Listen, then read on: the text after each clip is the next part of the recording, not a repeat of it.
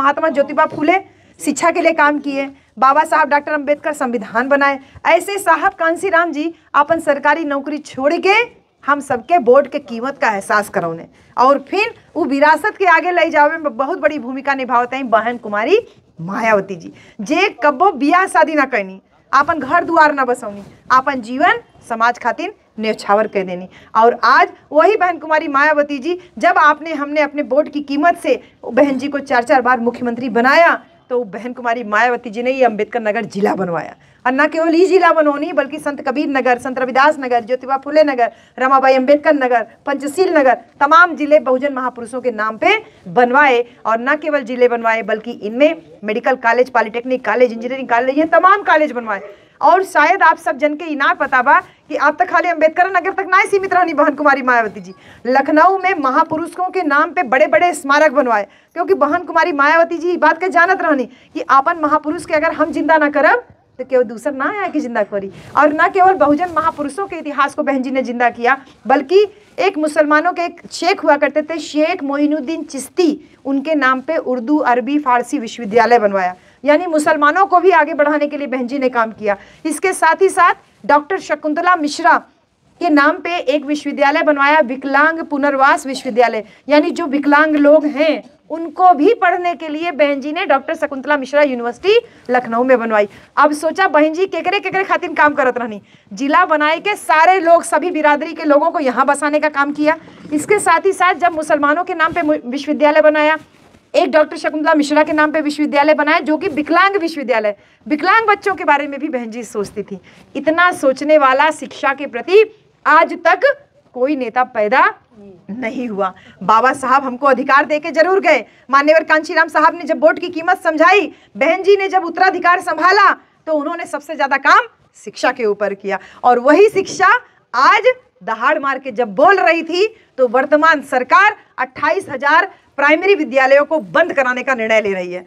कोई नेता नहीं बोल रहा है, बहन जी नया नया विद्यालय खुलवा रही हैं, विश्वविद्यालय खुलवा रही हैं।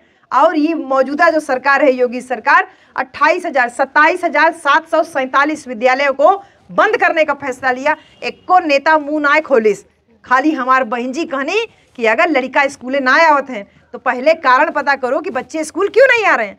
विद्यालय बंद करना निदान नहीं है, आप कल को यूनिवर्सिटी बंद कर सकते हो कि यूनिवर्सिटी में हमारे पास बच्चे नहीं मिल रहे हैं। बहन जी ने कहा विद्यालय बंद होना समाधान नहीं है, विद्यालय नहीं बंद होने चाहिए, बल्कि बच्चों को प्रोत्साहन योजना देना चाहिए कि बच्चे ज़्यादा से ज़्यादा पहुँचे। ये काम कोई और नहीं कर सकता हमारे बहुजन समाज के लिए, पूरे सर्व समाज के लिए अकेले बहन कुमारी मायावती जी कर रही है। और इसीलिए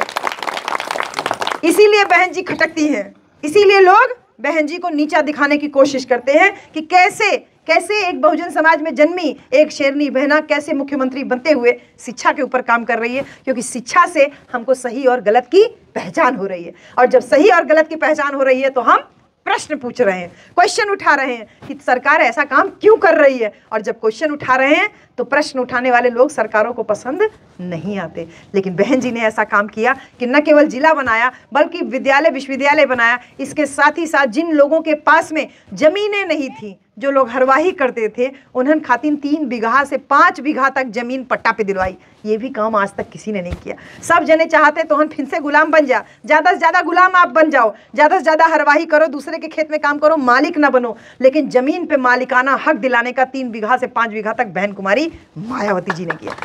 ये इसलिए कर रही बहन जी कि आपको हमको हुक्मरान बनाना चाहती हैं, शासक बनाना चाहती हैं, मजबूत बनाना चाहती हैं। शासक का मतलब होता है मजबूत बनाना, और जब बहन जी शासक बनी तो आपको हमको मजबूत बनाया।